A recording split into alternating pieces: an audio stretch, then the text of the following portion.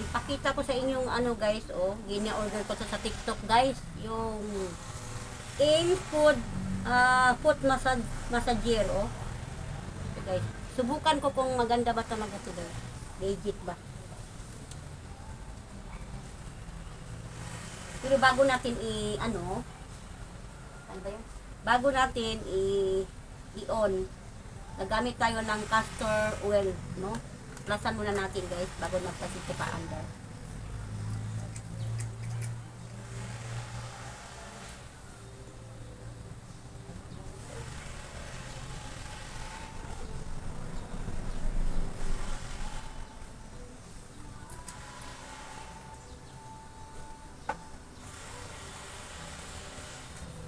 Maganda sa siya pag may oil. Talaga. Hi. Tanda natin Number 1 lang. Oh, yan. Ito yun, number 1 pa lang siya guys, pero malakas na oh.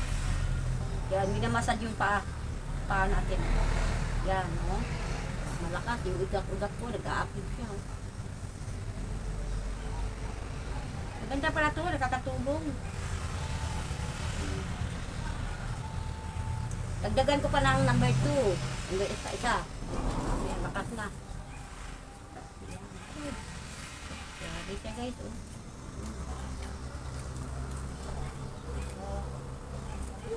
Ganda siya.